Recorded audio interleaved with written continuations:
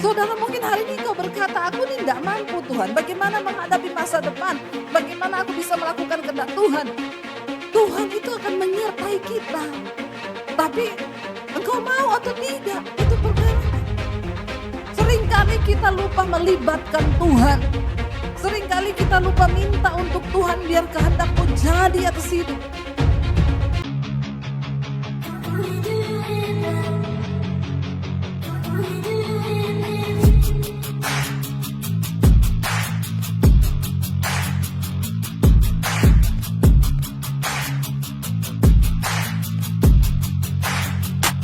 Selamat datang di channel Bela Kebenaran. Kami hadir untuk memberikan informasi opini dan atau fakta terhadap situasi yang sedang terjadi. Mari dukung channel ini dengan cara menekan tombol subscribe dan bunyikan loncengnya. Terima kasih.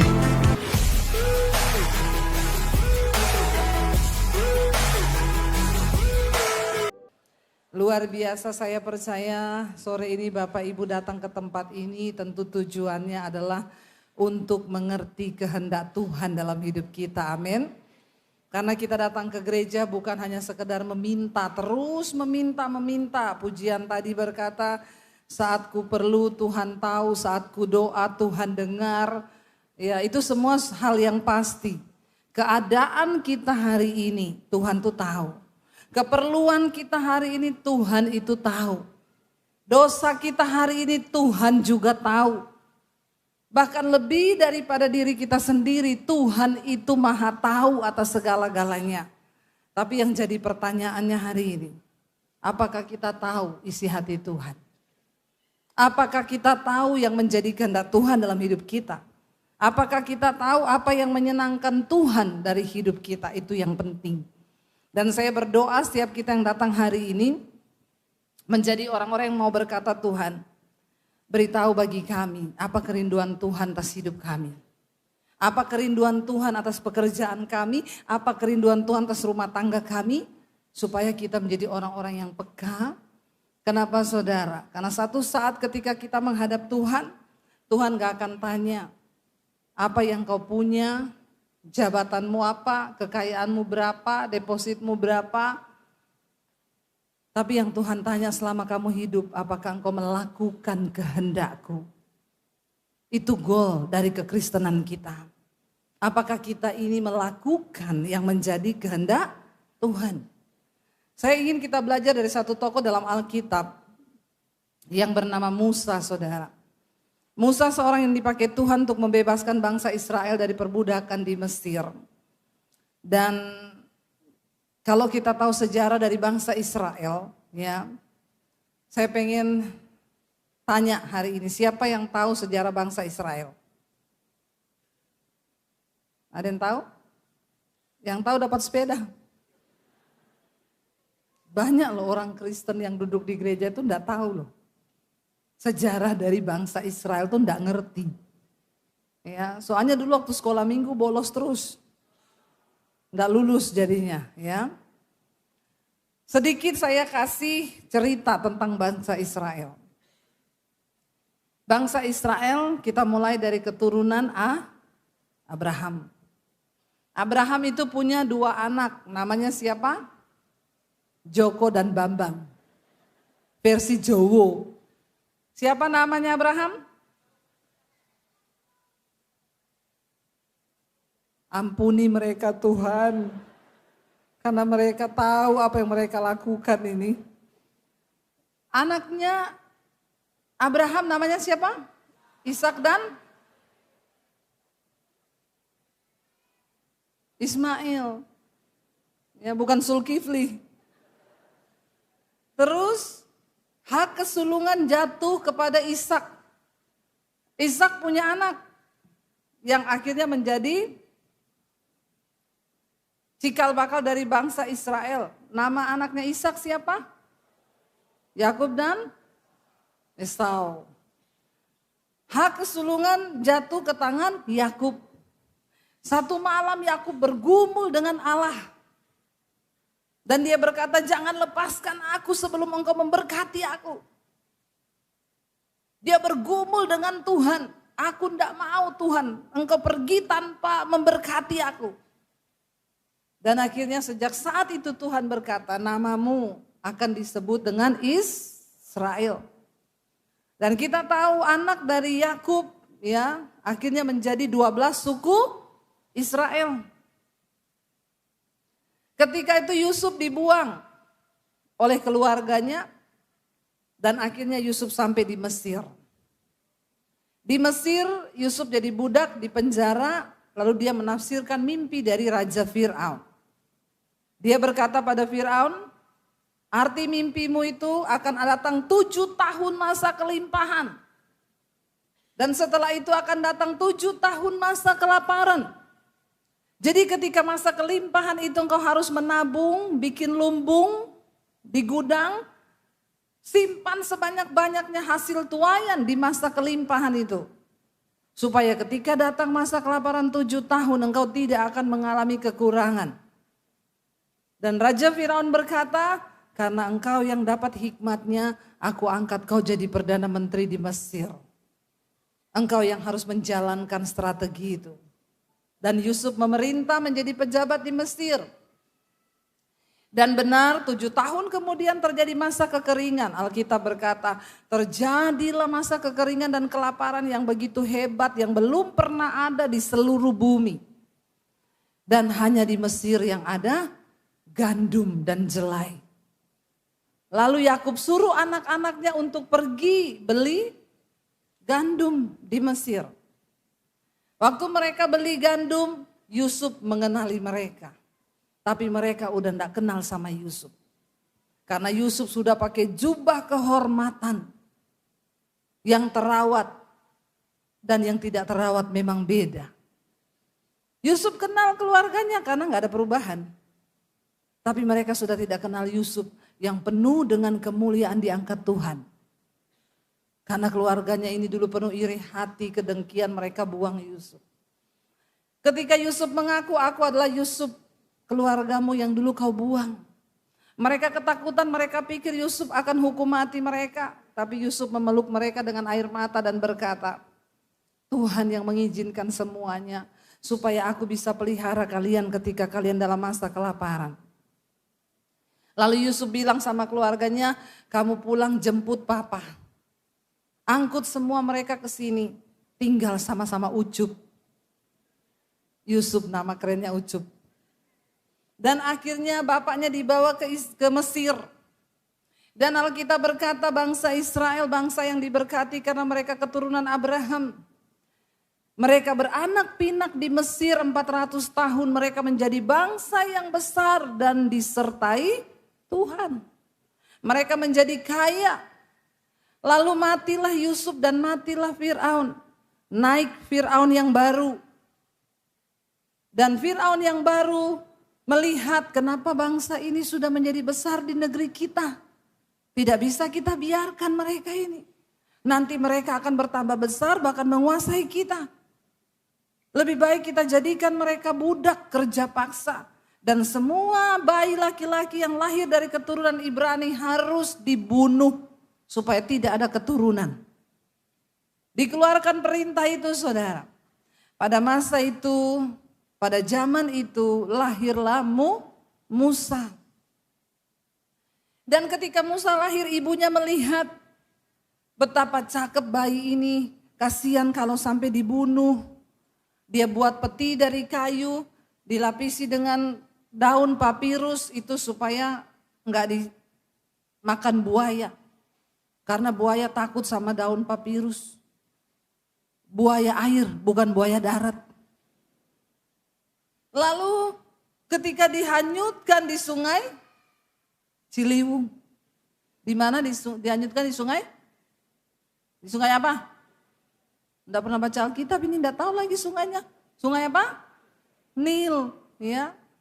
Dihanyutkan bayi Musa itu, putri Fir'aun lagi mandi. Dia lihat ada peti yang hanyut di sungai Nil. Lalu dia bilang sama dayang-dayangnya, itu ada peti, coba kamu ambil, isinya apa? Diambil, dilihat, bayi, lucu, cakep. Kayak kecilan saya. Lalu saudara, putri Firaun berkata begini, ini pasti bayinya orang Ibrani. Mamanya takut anaknya dibunuh makanya dia hanyutkan. Tapi aku jatuh cinta sama bayi ini. Jadi bawa pulang bayi ini ke istana dan aku akan pelihara bayi ini. Di tengah keadaan yang terancam harusnya bayi Ibrani dibunuh. Musa mendapat perlakuan yang sebaliknya. Dia dibesarkan dalam kerajaan istana Firaun, menerima semua fasilitas yang terbaik dari kerajaan Firaun. Artinya apa?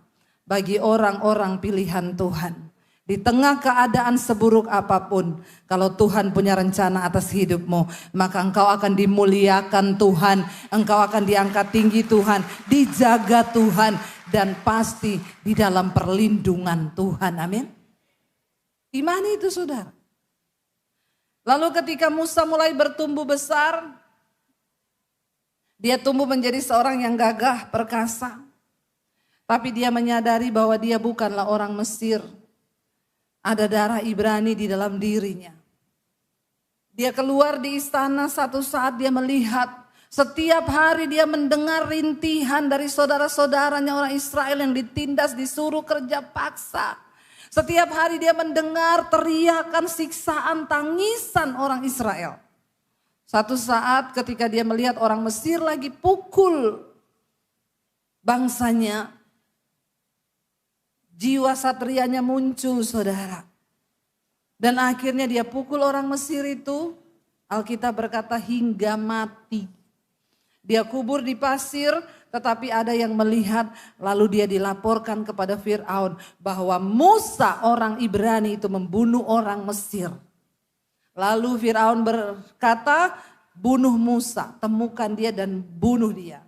Musa melarikan diri dari Mesir sampai ke negeri orang Midian. Makanya kalau punya duit, ayo pergilah ke Israel. Jangan cuma jalan-jalan ke Eropa.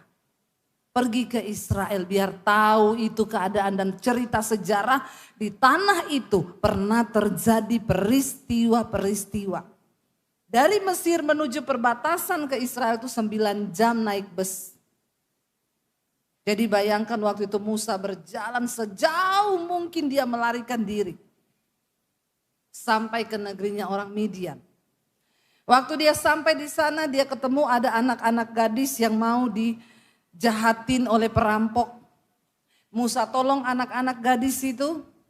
Anak-anak gadis ini pulang ke rumahnya dan mereka bilang sama papahnya, "Pah, tadi kami mau dijahati orang. Tapi ada seorang pemuda Mesir yang menolong kami, namanya Musa." Namanya siapa anak-anak? Saya berasa mengajar di sekolah minggu.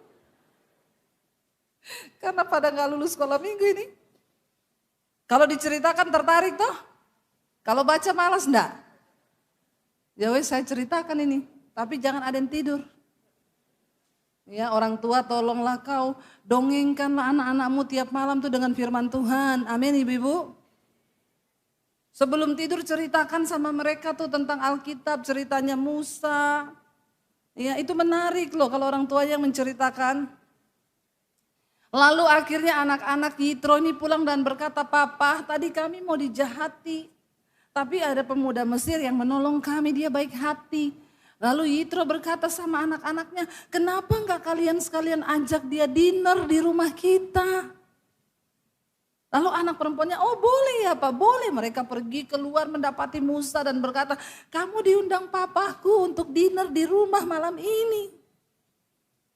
Musa datang. Orang itu kalau berjalan dalam rencana Tuhan, Tuhan akan pertemukan. Musa dapat mertua kaya. Yitro seorang imam di Midian, hamba Tuhan, tapi dia juga pengusaha kaya. Dia punya peternakan besar. Dan Musa langsung ketika Yitro melihat Musa, Yitro bilang, "Aku serahkan anakku yang tua namanya Sipora, silakan kau menikahi dia." Lumayan kan, lari malah dapat istri. Berjalan bersama Tuhan itu luar biasa. Yang muda-muda Jangan kau cari-cari istri menurut pikiranmu sendiri. Tapi berserah kepada Tuhan. Nanti Tuhan ketemukan yang terbaik. Pengen gak punya mertua peternak? Setidaknya kalau bukan ternak kambing dan domba, peternak babi atau ayam toh. Lumayan sekarang. Lalu dinikahkan, Alkitab berkata maka menikahlah Musa dengan Sipora punya anak. Maka Musa menemukan kenyamanan hidup. Bukankah ini yang sekarang dicari semua orang?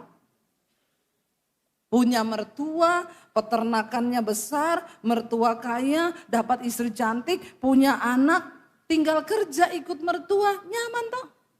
Nyaman dah? Saudara pengen gak seperti itu? Yang pengen seperti itu angkat tangan. Enggak ada. Pengen dapat mertua miskin? Pengen hidup nyaman? Yang pengen hidup nyaman angkat tangan. Ini saya tahu ini yang angkat tangan ragu-ragu karena dia tahu nih Bu Debbie menjebak atau tidak ya. Saya bisa membaca pikiranmu. Jujur secara manusia kita semua pengen nyaman enggak? Baru ngomong amin, ya nyaman. Dari tadi kayak ngaku.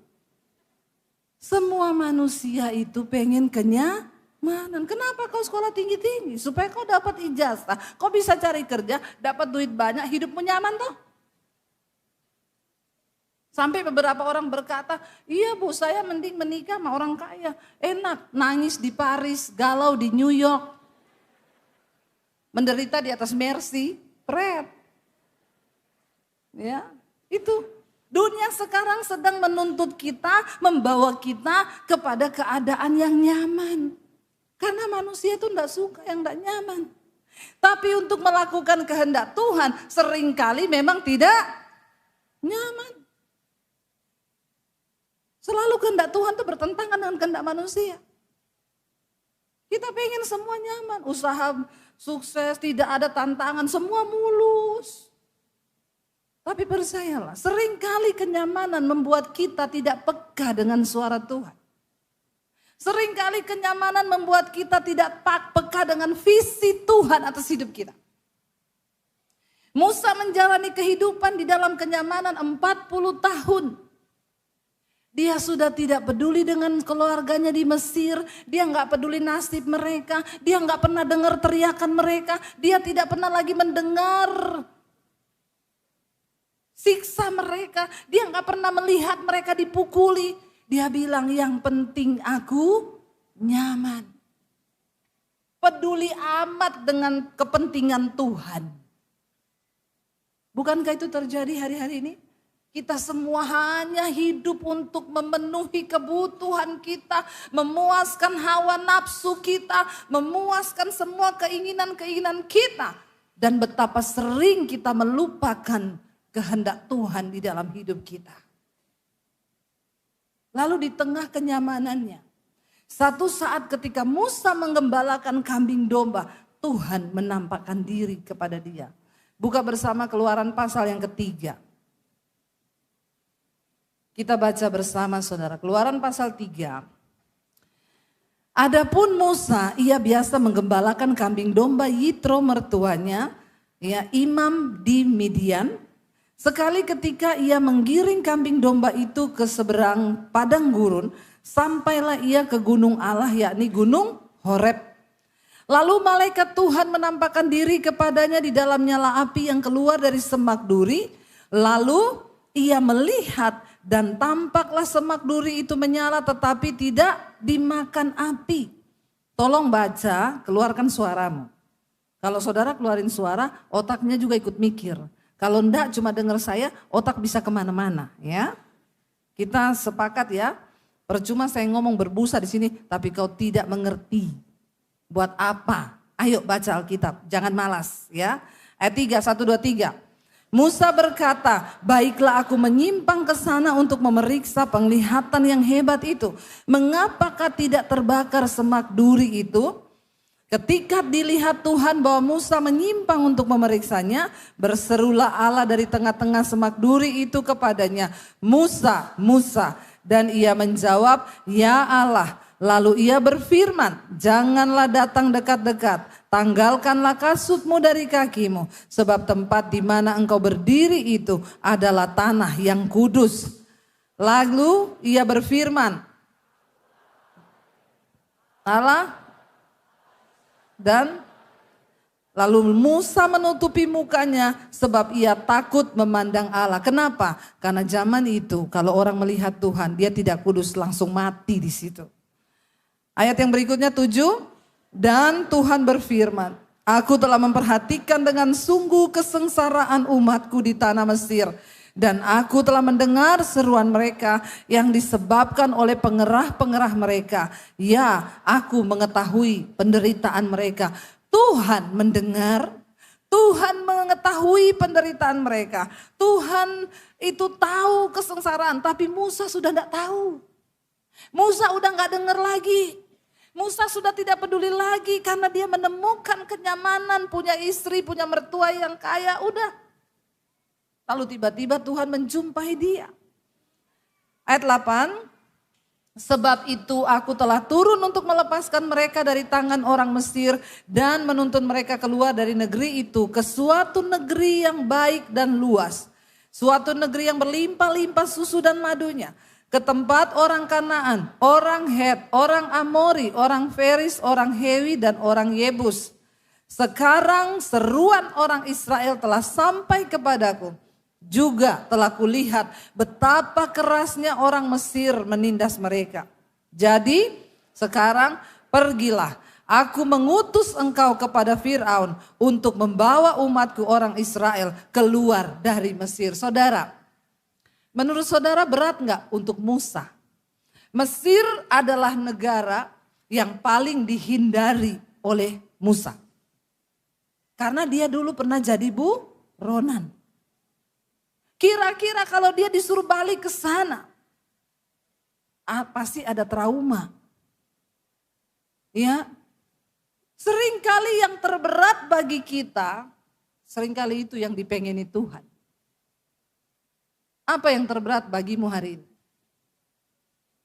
Apa yang begitu takut untuk engkau lepaskan, untuk engkau hadapi? Ya, Tuhan berkata, "Musa, kau pergi ke Mesir, ketemu Fir'aun untuk minta bebaskan bangsa itu." Lalu apa yang Musa bilang sama Tuhan? Kita baca ayat 11. "Tetapi Musa berkata kepada Allah, 'Siapakah aku ini? Maka aku yang akan menghadap Fir'aun dan membawa orang Israel keluar dari Mesir?'" Apa maksudnya Musa bertanya di hadapan Tuhan, "Siapa aku ini?" Musa sedang mengingatkan Tuhan, "Kau ingat enggak masa laluku? Aku ini buronan di Mesir, aku ini enggak mau balik ke sana. Siapa aku? Aku ini bunuh orang Mesir." Dengar baik-baik, Tuhan tidak peduli seberapa kelam masa lalumu. Kalau Tuhan mau pakai hidupmu, tidak ada perkara yang mustahil bagi Tuhan. Amin, saudara. Jangan terlalu peduli dengan masa lalu.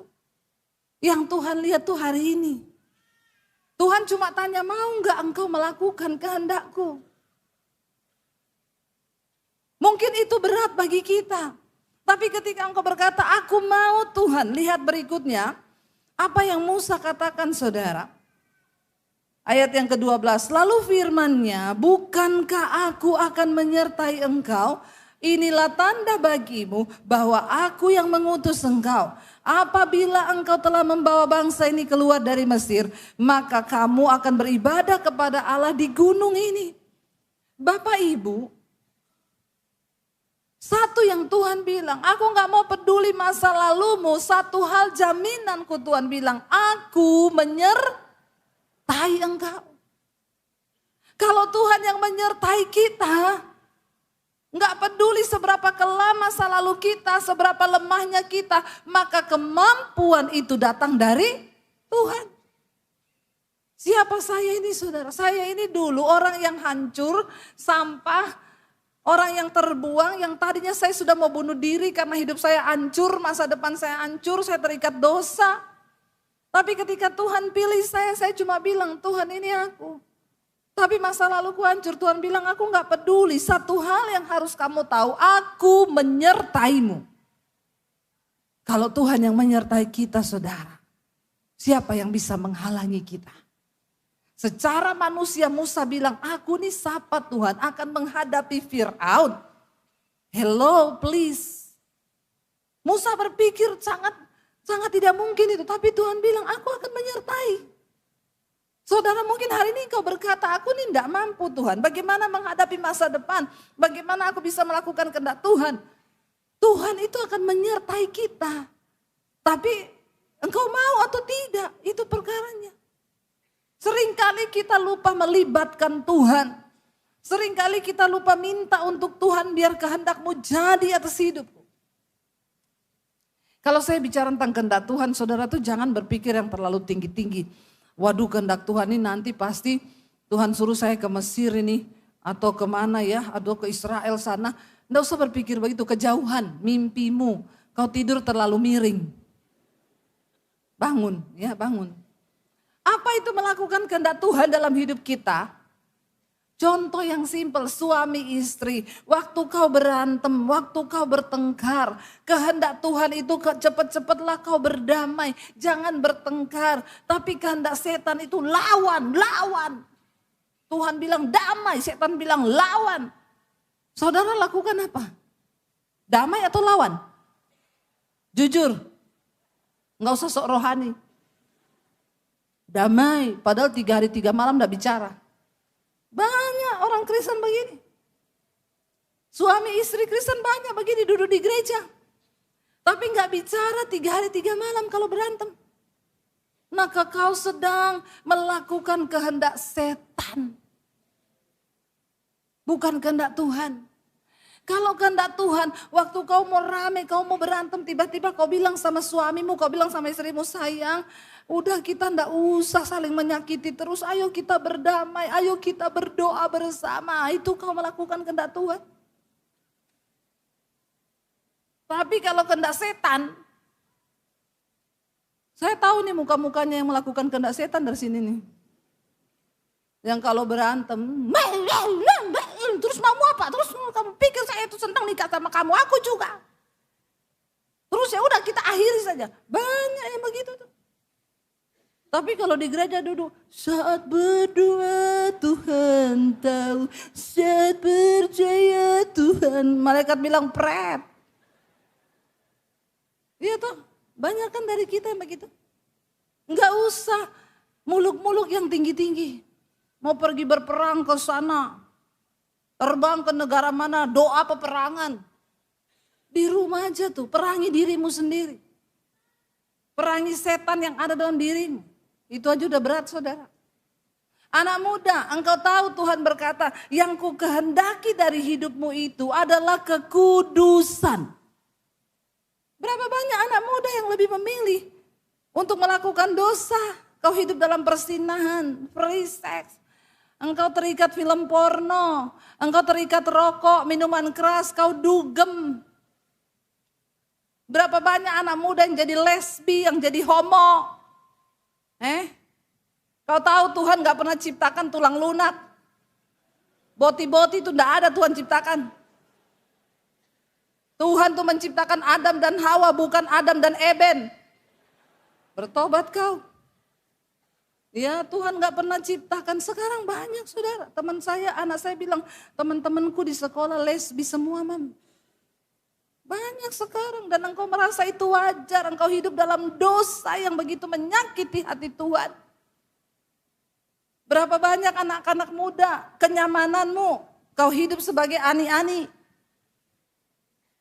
Ani-ani no, simpanan bertobat. Simpanan yes, sama aja itu. Enak aja yes. Ya.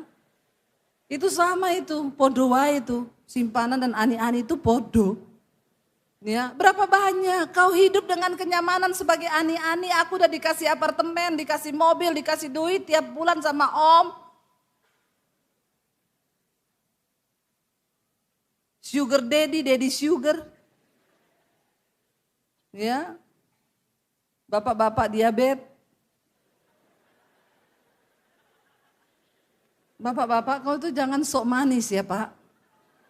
Buntut-buntutnya kau tua nanti diabetes, kau sakit gula bener.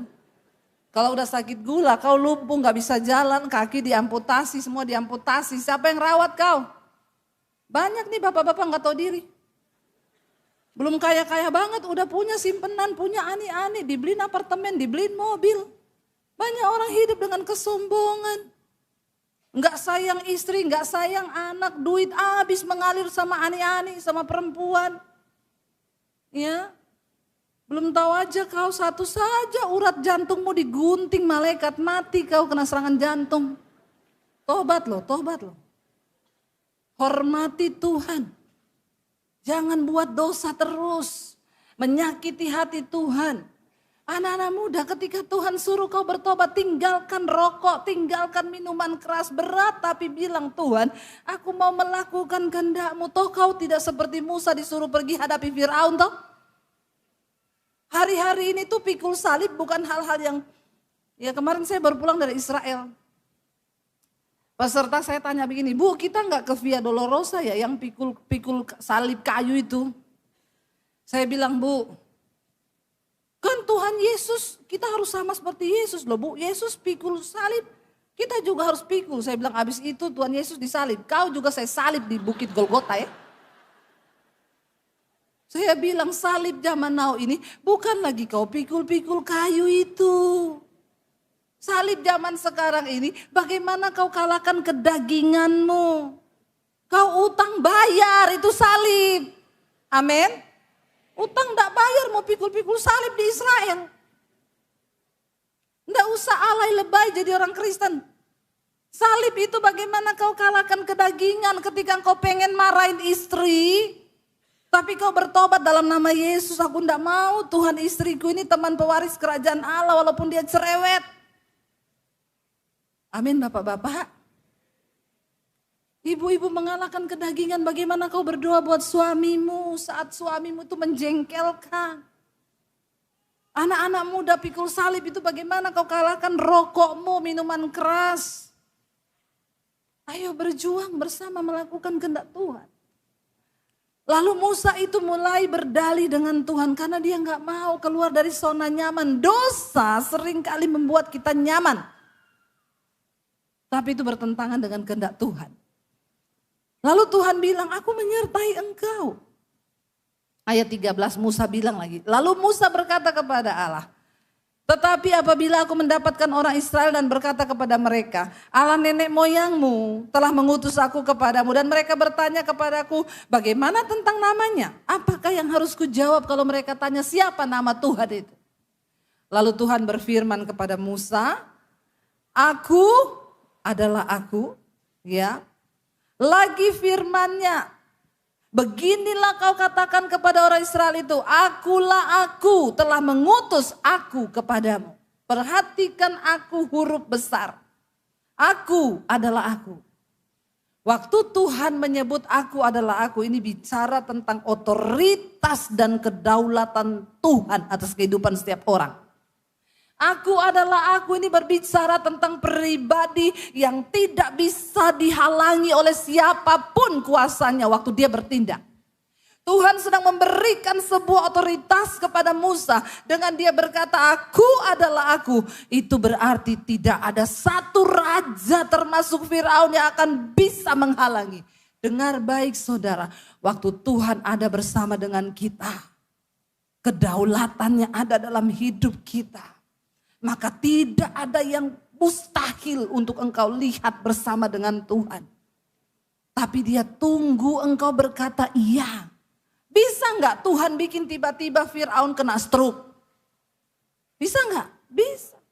Bisa enggak Tuhan lembutkan hati Firaun lalu dia bilang yaudah pergi aja kamu? Bisa. Tapi Tuhan sedang melihat hati Musa. Apakah engkau mau berkata iya Tuhan? Engkau niat enggak untuk pergi dalam ketaatan melakukan kehendak Tuhan? Saya kemarin saudara waktu kita mau landing di Surabaya. Seperti biasa kalau sudah mau landing itu udah seneng kan penumpang. Pengumuman dibacakan. Perhatian-perhatian para penumpang yang kami hormati, dalam beberapa saat lagi kita akan segera mendarat di Bandara Surabaya. Silakan tegakkan sandaran kursi, lipat meja dan buka, tutup jendela. Kenakan sabuk pengaman, udah semua nih, udah enak saudara, yes mau landing. Sudah siap-siap tiba-tiba ada pengumuman. Bapak Ibu yang terhormat, kami baru dapat pemberitahuan dari bandara di Surabaya bahwa saat ini sedang hujan deras di Bandara Surabaya.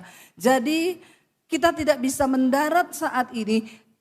Karena itu kita harus berputar-putar sampai menunggu perintah dari bandara untuk kita bisa landing.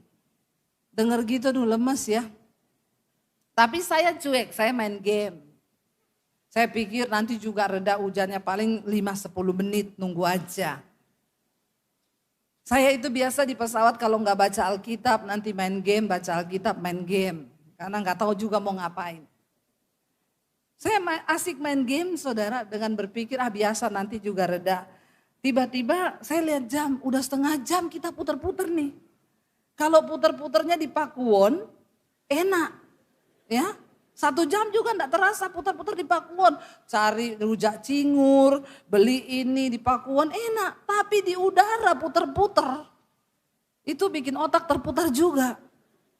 Lalu saya ingat, aduh ini kalau kejadian dia nggak bisa landing di Surabaya, dia pilih balik ke Jakarta atau ke Bali biasanya dilempar. Lalu tidak ada lagi penerbangan, bagaimana nih besok saya pelayanan? Pasti saya lebih capek atau saya dulu pernah pelayanan mau di Pekanbaru tidak bisa landing akhirnya dialihkan ke Batam. Udah malam kami terpaksa nginep di hotel di Batam 1 malam. Besok paginya belum bisa terbang gak ada pesawat terpaksa batal hari itu pelayanan pulang lagi ke Jakarta. Tiba-tiba saya takut udah setengah jam kenapa ini enggak terang-terang. Saya mulai bilang Tuhan kenapa ini enggak terang-terang ya. Ini kita padahal tinggal mau landing, udah di bawah ini loh. Tiba-tiba suara di hati saya begini, ya kan kau tidak berdoa main game terus dari tadi. Kadang-kadang pendeta ini perlu bertobat juga. Lupa berdoa saudara, ampuni Tuhan, ampuni. Jadi saya minta ampun, Tuhan ampuni aku, Tuhan iya. Saya tutup game saya berdoa dalam nama Tuhan Yesus engkau yang berdaulat atas cuaca, atas angin, atas hujan, atas badai. Tuhan tolong redakan kami mau landing supaya besok pelayanan saya bisa dalam nama Tuhan Yesus. Begitu selesai doa amin ada suara di hati gini tunggu 5 menit. Saya tunggu 5 menit tiba-tiba 5 menit lewat sedikit ting tong. Para penumpang yang kami hormati. Kami sudah mendapat pemberitahuan dari Bandara Surabaya. Mari kita bersiap untuk mendarat di Surabaya. Wow. Jangan anggap semua perkara itu biasa-biasa. Tuhan bilang, akuilah dia dalam segala lakumu. Maka dia akan meluruskan segala jalanmu. Amin. Kalau cuma dalam keadaan begitu aja kita perlu berdoa. Apalagi dalam hal kau memilih jodoh, memilih pekerjaan, memilih bisnis. Amin. Ini keputusan penting harus kita buat supaya kita ini hidup melakukan kehendak Tuhan. Nah sekarang kenapa kita harus melakukan kehendak Tuhan? Musa berkata lagi, oke Tuhan masa cuma itu tandanya engkau menyertai aku apa lagi? Tuhan tanya apa yang ada di tanganmu? Tongkat, lempar tongkat itu ke tanah. Ketika Musa melempar tongkatnya ke tanah, tongkat berubah jadi apa? Uang. Oh ular. Ular saudara. Lalu Musa takut, Tuhan bilang jangan takut, pegang ekornya. Ketika Musa pegang ekornya, ular itu berubah kembali menjadi tongkat. Lalu Tuhan bilang lagi, masukin tanganmu ke dalam jubahmu. Musa masukin, keluarkan, dia keluarkan, kena kusta semua. Tuhan bilang masukin lagi, dia masukin, keluarkan lagi, sembuh. Tuhan bilang cukup itu. Aku akan mengadakan tanda-tanda mujizat. Musa ngomong lagi, Tuhan tapi aku ini kan berat lidah, aku ini tidak bisa ngomong. Alasan terus Musa ini. Sama kayak kita juga kan. Lalu Tuhan bilang begini, Musa, siapa yang menciptakan mulut untuk bicara? Siapa yang menciptakan lidah manusia? Siapa yang menciptakan mata untuk melihat, telinga untuk mendengar? Bukankah aku Tuhan? Kan aku yang menciptakan, aku yang bisa melakukannya. Akhirnya Musa menyerah dan berkata, baik Tuhan, aku mau untuk mengikuti kehendak Tuhan.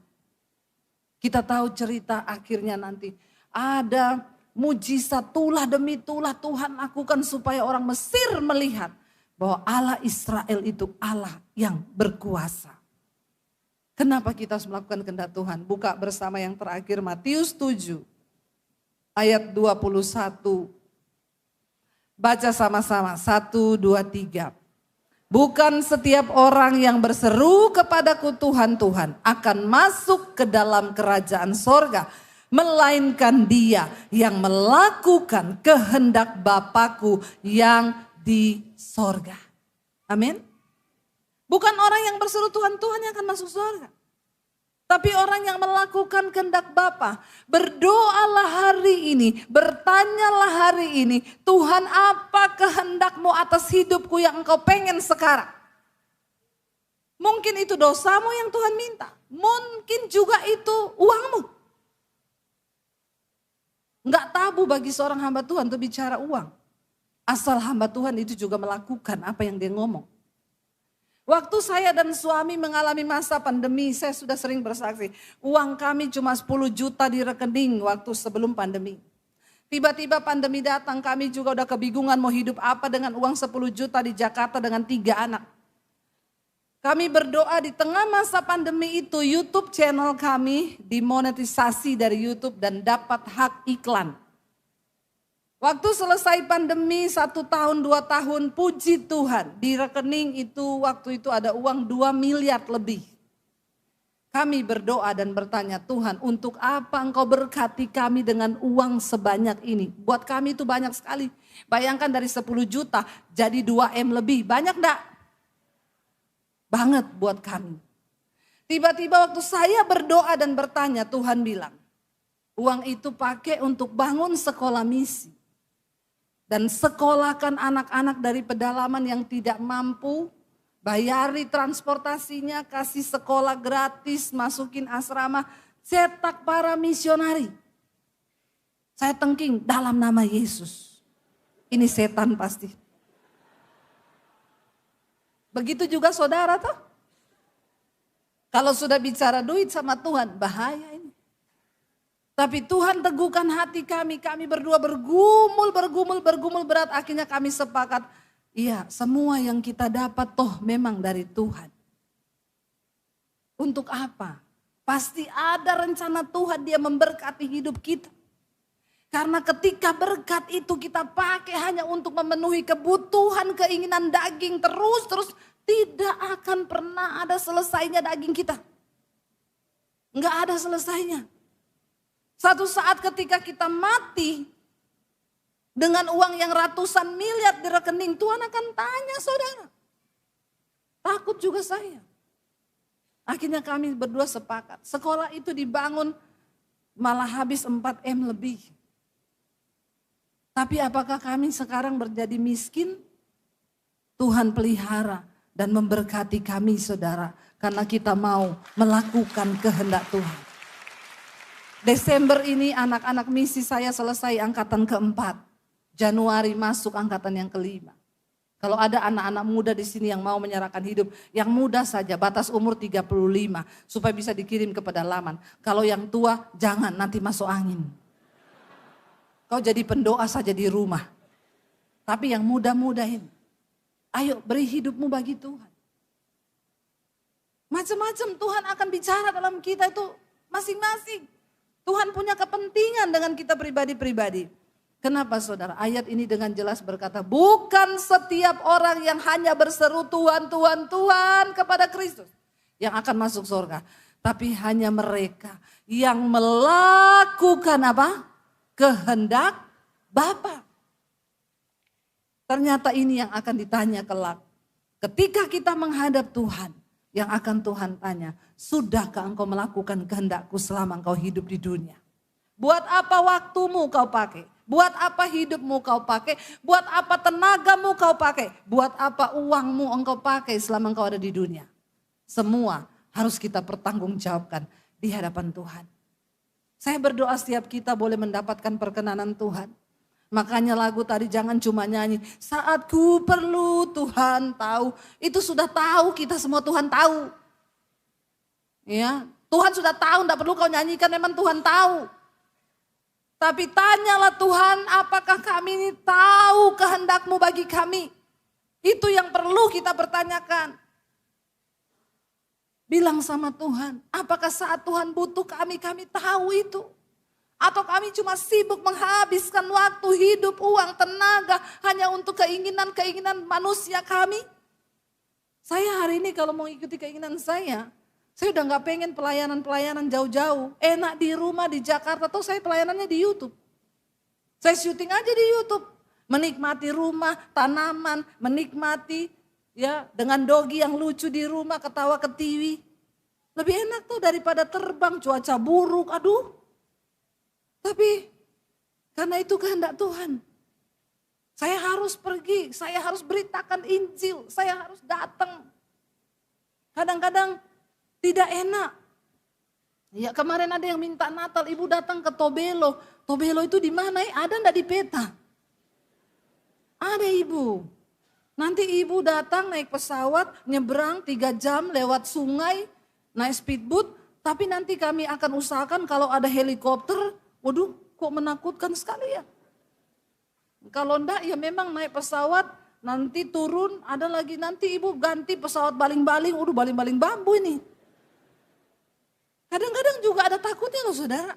Kita pergi ke daerah-daerah yang kita enggak tahu. Tapi ya itu saya percaya, waktu kita hidup melakukan kehendak Tuhan, maka Tuhan akan bekerja. Dan saya akan puas ketika saya mati nantinya. Saya akan menghadap Tuhan dengan berurai air mata. Dan dia tanya, apakah engkau melakukan kehendak-Ku? Karena saya percaya, untuk setiap masa ada orangnya, untuk setiap orang ada masanya.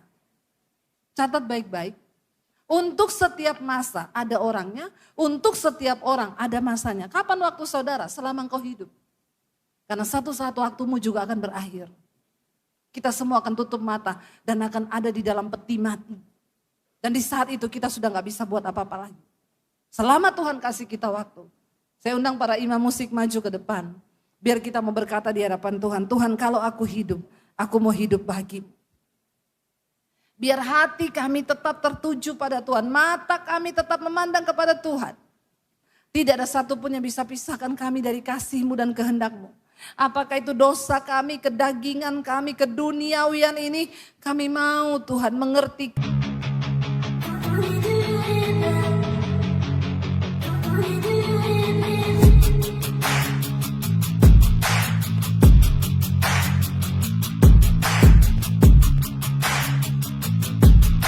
Terima kasih sahabat sudah menyaksikan tayangan kami hari ini. Tuhanlah yang membalas dan memberkati kita semua. Apabila sahabat diberkati, marilah kita dengan murah hati untuk share video ini kepada teman-teman kita yang lain, kepada grup-grup keluarga dan sebagainya. Dan jangan lupa meninggalkan komentar di bawah video ini, serta menekan tombol subscribe video kami, sehingga sahabat tidak ketinggalan video-video terbaru dari kami. Terima kasih. Tuhan Yesus memberkati kita semua. Dan dengarkanlah firman Tuhan singkat ini. Mintalah maka akan diberikan kepadamu. Carilah maka kamu akan mendapat. Ketuklah maka pintu akan dibukakan bagimu. Kita harus melakukan sesuatu sampai sesuatu itu akan terwujud atas hidup kita. Minta, cari dan ketuklah maka Tuhan pasti membukakan pintu. Lukas 18 ayat 1. Yesus mengatakan suatu perumpamaan kepada mereka untuk menegaskan bahwa mereka harus selalu berdoa dengan tidak jemu-jemu. Kita berdoa dengan tidak jemu-jemu. Terus minta maka pasti akan diberikan. Tuhan Yesus berkata, karena itu aku berkata kepadamu, apa saja yang engkau inginkan, ketika engkau berdoa, percayalah bahwa engkau telah menerimanya dan engkau akan memilikinya. Amini ayat firman Tuhan ini, bahwa Tuhan pasti memberikan segala sesuatu yang kita butuhkan. Semoga Allah, sumber pengharapan, memenuhi kamu dengan segala sukacita dan damai sejahtera dalam iman kamu, supaya oleh kekuatan Roh Kudus kamu berlimpah-limpah dalam pengharapan. Terima kasih. Apabila sahabat ada komentar dan pendapat yang lain terhadap video hari ini, boleh tuliskan komentarnya, pendapatnya di kolom komentar di bawah video ini, sehingga kita boleh diskusi di sana.